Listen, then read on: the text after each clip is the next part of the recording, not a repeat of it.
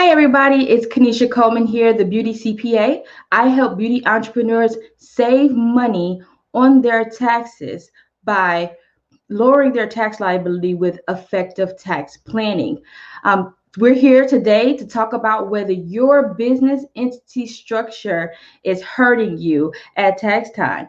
Or, I guess, a different way I can phrase that is, are you experiencing high taxes as a direct result of the entity that you're housing your business in? So come on in, feel free to drop any comments or say hello, and I'm going to get right into it. I don't plan to keep you all long because I know it's midday, it's lunch time at some places. Or it's right after lunch in others. So let's get into it. What I want you to do as a result of this video and talking with me is to think about whether you need to reevaluate the entity structure for your business. Because let's be honest, right? When we start our businesses, we're working with a professional or not, but we got some type of guidance, and we decide on a structure that we want to use to start our business.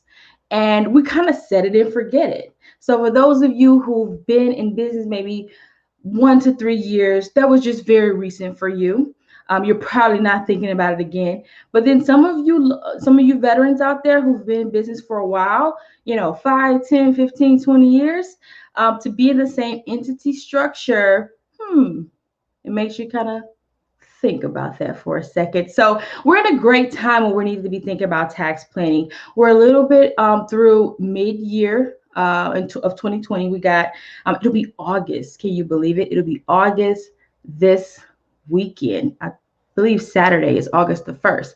So we got time left in the year to look at our financial affairs and see if it's a better way they can be arranged to save money on your 2020 taxes. Now, I know there's a ton of things going on in the country right now, and I know that taxes may not be the first thing on your mind, but I encourage you to think about it or engage a professional and start having that conversation. Because one thing we don't want to do is get into April 2021 and we've recovered, but we realize we didn't make the necessary changes we could have made, and we are paying a high tax bill next year in April of 2021. So what I like to do when I look at financial affairs and to see where there is some tax saving opportunities, I use a foundational framework to begin that review or that research. Okay, so the first step in that framework is business entity structures, right? And I'll briefly go through the remaining of them just so we can keep it in proper context, right? So again, the first one is business entity structures. The second is I look at the accounting methods. Third, I make sure that we're maximizing all the deductions we're entitled to. And then I look at whether we're maximizing tax incentives and credit, a very commonly overlooked area when it comes to tax planning. Next, I go into retirement planning. And then lastly, I look at some advanced tax planning strategies or loopholes, very specific to transactions that have happened throughout the year or that will be happening before the end of the tax year. So let's get into talking about business entity structures. Like I said, usually picking one is like a set it and forget it thing. But over time, our businesses grow, right? And things change. Operations change. We scale, we get bigger, we get larger. Maybe we implement new revenue models. And so we need to think about how those things affect the structure that our business is housed in. Because one thing about the business entity structure, and I'm sure all of you remember when you started your business, we thought about several things that goes into that, which entity structure should I be in decision. We think about transfer of ownership. If our goal is to sell in the future or bring on new partners, we think about capital injections, right? We think about liability. We think about a lot of things, but one very important thing is the tax implications of those business structures. And the negative consequence of not looking at your structure every so often, at least annually, is that While that entity structure benefited you in the past when you first started, it may actually be hurting you now. Because, like I said, things change, right? Things change within our businesses all the time. So let's get into some specific business entity structures, and I'll go through them, and I'll point out how they can be costing us. And if this rings a bell for you, right? Remember that. Take a little note, and I want you, when this video ends, whenever you have time, obviously, look at your tax return, the one you just filed, or the one you will be filing at the extended due date of October the 15th, and see what your taxes are. And if you can identify whether it is a direct result of the business entity structure you're currently using. Okay, so let's think about the very beginning, right? Most people will start a business as a sole proprietor. They may even go an extra step and get the liability protection from their state, and they'll file an LLC with their Secretary of State. But from a tax perspective, sole proprietorship and single member LLCs are the same thing. They're both reported on Schedule C of your individual tax return. And if you've ever noticed, you're subjecting yourself to two types of taxes at the federal level. The first one is your normal federal income tax. We're used to that one, right? That's a common one. But then you have something called the self-employment tax. And that, my friend, has got to be hurting you. It's got to be hurting, because as you begin to make more and more revenue within your business, you will start to experience high amounts of self-employment tax. And so you gotta think to yourself, is there a way I can mitigate the effects of self-employment tax? And there are small ways, but that tax, that specific tax, will remain high as long as you're a sole proprietor or a single member LLC.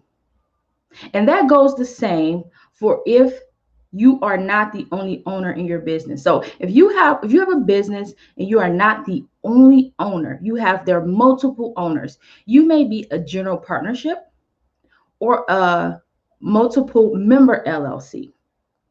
Now, these entities, like I said, they start with more than one owner. The operation activities, that is reported on the Form 1065. That's the partnership return. Okay. And you'll notice that the net profit from that business will flow through your personal individual income tax return.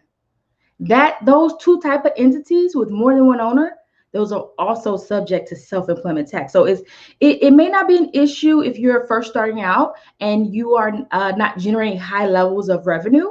But as you begin to get larger and larger and larger and making more and more money, self-employment tax will be the number one reason why you may want to consider switching entity types, because self-employment tax can become very, very costly for you. Now, naturally, right, if you were to go on Google right now and you were to just Google this, naturally, the most common way that sole proprietorships, multiple or entities with multiple owners, like your multiple member LLC or your general partnership, as well as the single member LLC, mitigate the effects of self-employment tax is they will form an S corporation. And everybody thinks, ta-da, our self-employment tax problem is solved. Because what happens in an S corporation is that you become an employee of your own company. So you're an employee owner. So you're on paper, you will hire yourself, right? You will hire yourself as an employee, pay yourself a wage, and you will only pay 1/2 of self-employment tax on what you pay yourself. And then everybody thinks like, boom, we've solved our self-employment tax problem. And while it does help, right, there are some other things that could be costing us money when it comes to S corporations as well. The number one, the first point I want to make about S corporations is not a one and done, right? So you have to make sure you're paying yourself what they call a reasonable wage. Because what I see people do, and I've experienced, I was a revenue agent with the IRS for 8 years. And so I have a bit of experience examining the S corporation tax return, as well as the employee earners individual tax return. And what some people will do is they'll form an S corporation so we can get rid of this self-employment tax problem, and they will pay themselves a very small wage so that we're paying a small amount of self-employment tax. Well, you have to pay yourself a reasonable wage. And that reasonable wage is not determined by you, right? Usually when I say we, tax professionals, so your IRS enrolled agents or your CPA, will engage a third party service to conduct wage data research through the Department of Labor to make sure that you're paying yourself a reasonable wage. If you don't, the IRS could examine you and come in and raise your wage and assess self-employment tax on top of that. So that's an issue. That is an issue. And it has been said to be one of the red flag areas for the IRS. When you see a S corporation with a shareholder, owner employee paying themselves a very small wage or any wage. I've actually seen tax returns where they're not even paying themselves anything. That's a red flag. And that can cost you money, penalties and interest. But let's say you do pay yourself a wage, whether it's reasonable or not. If you are getting distributions from your S corporation, which are free of SE tax, that's why people love it. If that distribution is higher than whatever you're paying yourself, they're going to IRS will reclassify that as a wage and assess self-employment tax. So these are these like hidden things about the S corporation that can cost you money. Besides the reasonable wage issue with S corporations, S corporations have very high compliance costs. Your S corporation tax return will cost at least double what you used to pay for your personal individual income tax return. Also, because you have to hire yourself, now you have to pay payroll costs. Now you have to file a payroll tax return. Now you have to pay payroll tax. That also costs money and energy, if you ask me. And then my last point about the S corporation is, although you've hired yourself and you're paying a reasonable wage, please remember that the S corporation net profit and wage, it still flows through your individual income tax return. And if you're at a high tax rate, you're still going to be taxed at a very high rate. And that will cost you money in the long run. So then the next entity after the S corporation is the C corporation, right? That's the business entity structure that most business in our country are organized as. You're thinking about Walmart, Target, all of McDonald's, Burger King, all the big guys, they're C corporations. The new tax law passed in 2017 reduced the tax rate for C corporations to 21%. And that's why it is very attractive. Very, very, very attractive. 21%. I mean, unless you're a low tax rate taxpayer, which as business owners, most of us are not, the 21% looks very attractive. But let's talk about the negative aspects of being a C corporation. You still have to have a reasonable wage, not determined by you. So you have to engage an outside party to do that research every so often to make sure you're not underpaying or overpaying yourself. Number two, the C corporation is subject to double taxation, right? So you pay yourself, the C corporation will pay tax on its net income. And then if you as the owner want to take money out, you also pay tax on that on your individual tax return. No one likes double tax, right? That doesn't seem fair. But that's the problem with C corps, is the double taxation. And then you may say, you know what? Well, I won't take it as a dividend, right? I'll just leave it in the business so I won't be taxed on it. Where there is something called the accumulated earnings tax. And that is the IRS's way of saying, okay, you don't want to take money out of your business because you don't want to get double taxed on it through a dividend. Well, we will tax you on keeping it in your business. Yes, they'll do that. Now, there is some leeway. There is some leeway, right? The last figure that me and my colleagues we talked about was maybe $250K of retained earnings. Retained earnings meaning the money you're keeping in your business. Now that's a lot of money. That's a lot of money. But we're all successful business owners.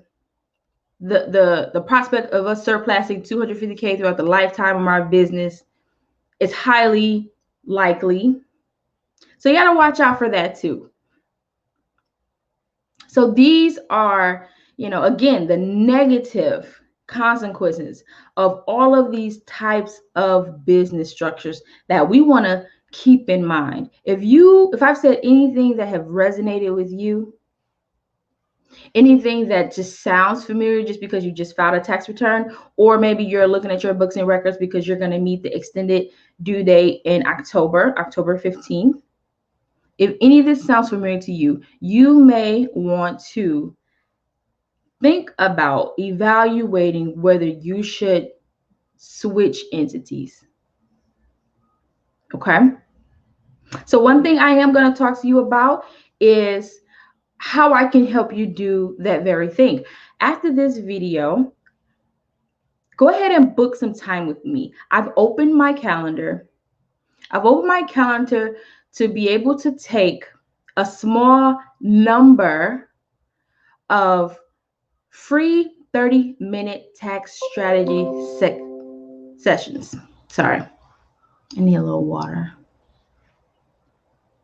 I've opened my books for that. Go ahead and go to cannaly.com/ColemanTax/tax strategy. And you can get a free 30-minute tax strategy session with me. And we can talk about business entity structures. And we can talk about all of the other items in the 6-step tax planning framework. Hi to everyone who's just joined. And if you have any comments or questions, feel free to drop them in the comment section and we can discuss those. We're going to discuss those right now. If they're general questions, obviously, if they're very specific, I would have to, get to know you, your business, and your business goals to give you an appropriate answer. However, I can take any general comments or questions that you may have. But please feel free to take advantage of the free tax strategy session that I'm offering to you. If you're joining me through Instagram, it's going to be the first button in my bio. You can click that link to go right to my online calendar to book your free tax strategy session. On Facebook, you do have the link in the caption.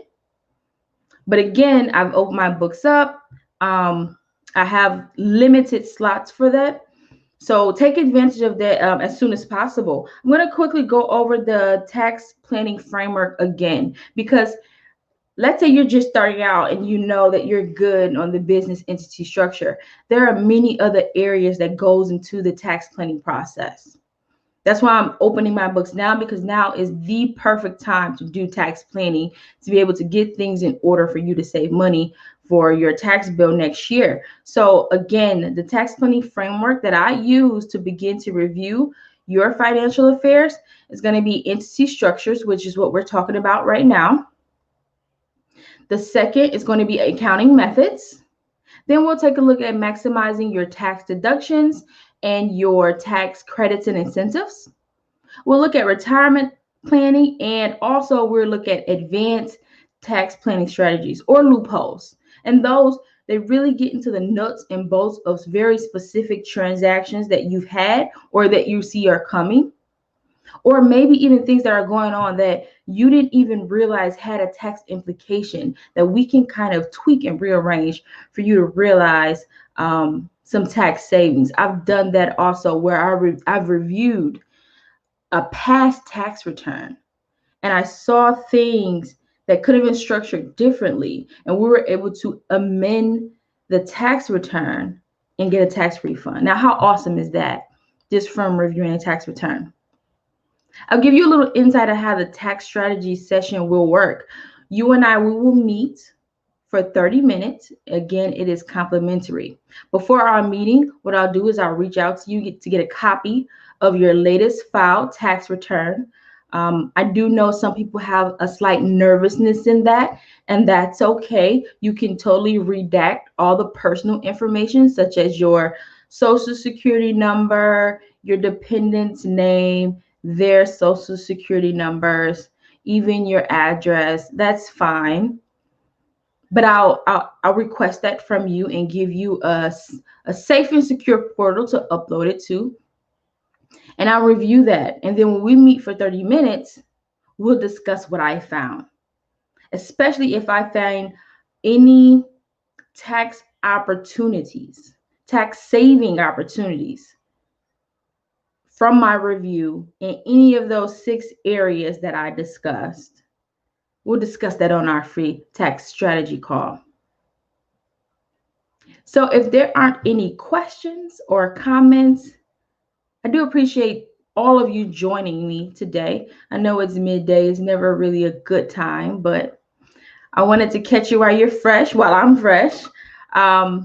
Again, Facebook, you have the Calendly link to book your free tax strategy session with me. Instagram is going to be my first link in my bio. Go ahead and book that while there's still slots available. My fear is that you don't do it quick enough and they're all going to be taken. Soon I'll be going back into tax season time, right, for the October deadline. So I want to get you guys in before Q3 ends. I want to get you guys in so we can have this free tax strategy session and we can see what we can do to save you money on taxes. So I want to wish all of you to have an awesome rest of your day. Feel free to reach out to me. You can DM me either on Facebook or Instagram if you have any questions or comments. In the meantime, go ahead and book that free session so we can save you some money on taxes. Thank you.